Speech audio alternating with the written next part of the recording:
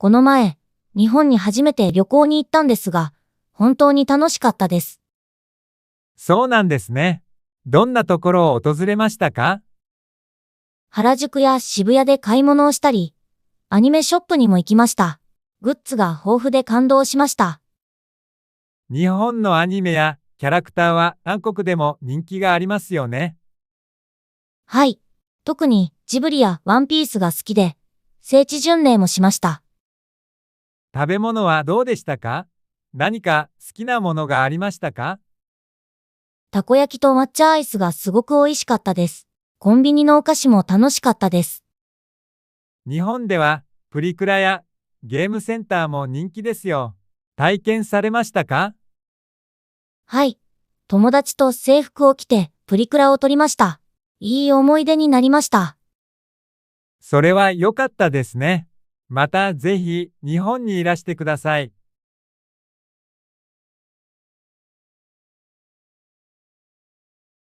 この前、日本に初めて旅行に行ったんですが、本当に楽しかったです。そうなんですね。どんなところを訪れましたか？原宿や渋谷で買い物をしたり、アニメショップにも行きました。グッズが豊富で感動しました。日本のアニメやキャラクターは韓国でも人気がありますよね。はい。特にジブリやワンピースが好きで、聖地巡礼もしました。食べ物はどうでしたか？何か好きなものがありましたか？たこ焼きと抹茶アイスがすごく美味しかったです。コンビニのお菓子も楽しかったです。日本ではプリクラやゲームセンターも人気ですよ。体験されましたか？はい。友達と制服を着てプリクラを撮りました。いい思い出になりました。それは良かったですね。またぜひ日本にいらしてください。皆さん、こんにちは。오늘은 28강 한국인이 일본에 가서 한 일들이죠. 특히 10대들에 대한 내용입니다. それでは答えてみましょう。1、韓国人は どこに 初めて 旅行に 行きましたか? 한국인은 어디에 처음으로 여행을 갔습니까?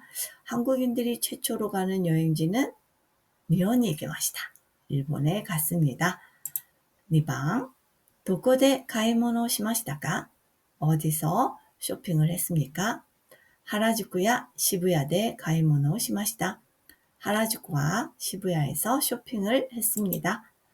3번, 한국인가 특히 好きな 아니메와 何ですか? 한국인이 특별히 좋아하는 애니메이션은 무엇입니까?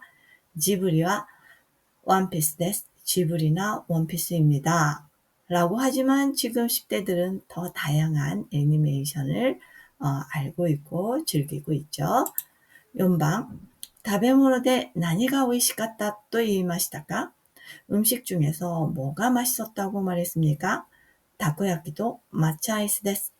다코야키와 마차 아이스입니다. 요즘 전 세계적으로 인기 있는 것은 마차 라떼죠.